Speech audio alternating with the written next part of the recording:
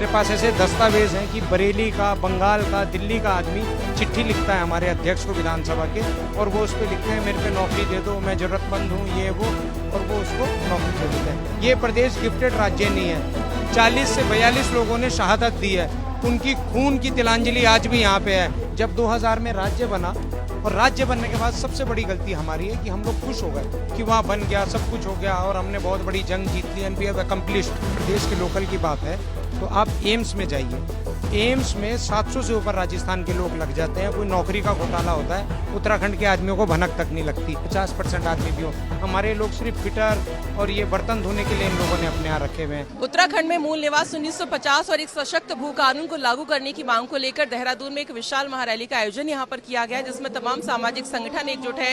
Ex serviceman है, साथ ही साथ यहाँ पर बेरोजगार संगठन और कांग्रेस भी यहाँ पर पूरा इसका समर्थन करे। तो कांग्रेस नेता और राज्य आंदोलनकारी अभिनव थापर जी हमारे साथ यहाँ पर मौजूद है। आइए उनसे जानते हैं कि क्या कुछ वो इस पूरे मूल निवास और भू कानून को लेकर कहते हैं। तो क्या कुछ आपकी मांग है और क्या दिक्कतें आपको अभी लग रही है कि मतलब क्यों लागू होना चाहिए?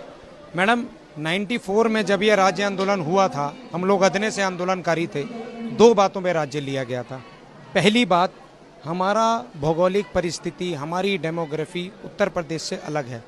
हम सोनभद्र या हम लखनऊ या हम बनारस के खिलाफ नहीं थे, पर जो नीति बनारस में चलेगी वो टिहरी उत्तरकाशी में लागू नहीं होगी। जो विकास के मानक सोनभद्र में होंगे वो चमोली और पिथौरागढ़ में लागू नहीं हो सकते।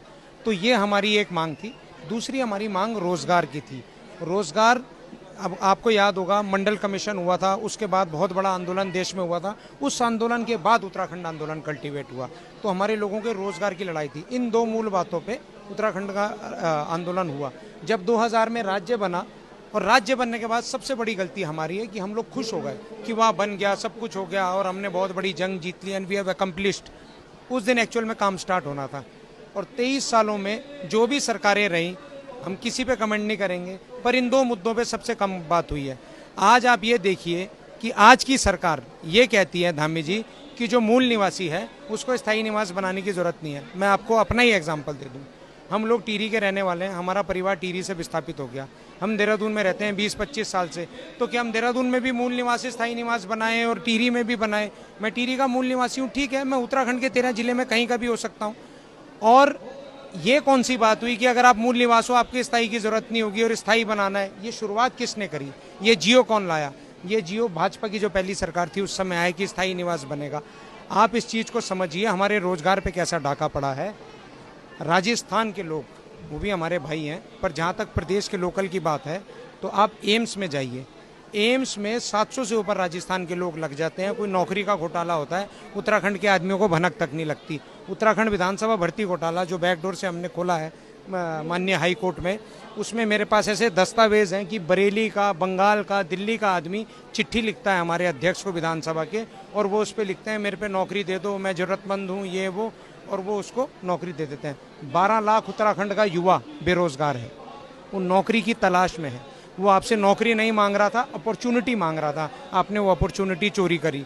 आप सिर्फ युवाओं के हकों पे कुठाराघात कर रहे हैं। कह सकते हैं कि मूल निवास अगर ये लागू हो जाता 1950, तो जो उत्तराखंड के ही युवा हैं उनको ही यहीं पे नौकरी मिल जाएगी, उससे कहीं ना कहीं रोजगार के अवसर ज्यादा उनको मिलेंगे। मैडम, एक जनहित याचिका में आपके चैनल से, शायद सरकार आपका चैनल देखे, एक जनहित याचिका के माध्यम से हम हाई कोर्ट में लड़ रहे हैं। 2 साल से ऊपर हो गए, सरकार ने एक पन्ने का जवाब नहीं दिया। उसमें एक बिंदु है 70% लोकल्स को यहाँ पे रोजगार मिलना चाहिए। 2006 का नारायण दत्त तिवारी जी की गवर्नमेंट का है। जितनी भी इंडस्ट्रीज यहाँ लगेंगी उन इंडस्ट्रीज को एनओसी तब मिलेगी जब वो ये बताएंगे कि 70% लोग हमारे हैं। आज हरिद्वार, उधम सिंह नगर, देहरादून, सैकड़ों हजारों इंडस्ट्रीज हैं। उन इंडस्ट्री में एक भी ऐसी इंडस्ट्री आप बता दो जहाँ पे हमारे 50% आदमी भी हो। हमारे लोग सिर्फ फिटर और ये बर्तन धोने के लिए इन लोगों ने अपने यहाँ रखे हुए हैं। अगर आप ये सोच रहे हो कि ये प्रदेश बना के और इन्वेस्टर सबमिट करके 1.5 लाख, 2 लाख, 4 लाख करोड़ के फिगर बना के बेवकूफ़ बनाओगे, कितने अस्पताल आपने हमारे लिए बनाए? क्या अपने रोजगार के अवसर हमारे लिए बनाए?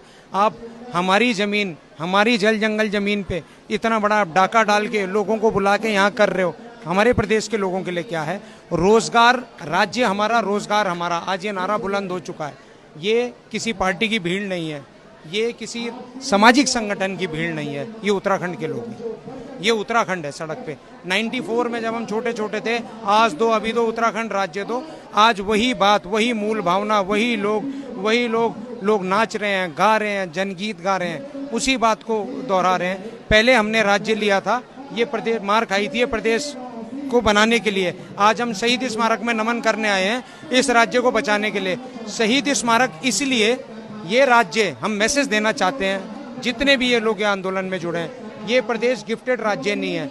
40 से 42 लोगों ने शहादत दी है, उनकी खून की तिलांजलि आज भी यहाँ पे है।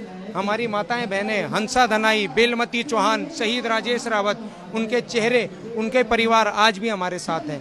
तो ये जो बात है ये हम भूलने नहीं देंगे। आप उस दिन मोदी जी की रैली रखो, आप उस दिन धामी जी की रैली रखो, आप भाजपा की रैली रखो, आप भाड़े के लोग लाओ, उत्तराखंड के लोगों को जहां आना है, जैसा आना है वो आएंगे। आप उनको रोके नहीं रोक सकते, क्योंकि अब ये मुद्दा किसी पार्टी विशेष का नहीं है, ये प्रदेश बचाने का मुद्दा है। बहुत बहुत शुक्रिया बातचीत करने के लिए। तो यहाँ पर अरविंद थापर का यही यहाँ पर कहना है कि मूल्यवान 1950 लागू होने से कहीं ना कहीं जो उत्तराखंड के युवा है उनको यहीं पर ही रोजगार यहाँ पर मिल जाएगा, यानी ज्यादा से ज्यादा अवसर यहाँ पर मिल जाएंगे। उत्तराखंड तक के लिए देहरादून से सरिता तिवारी।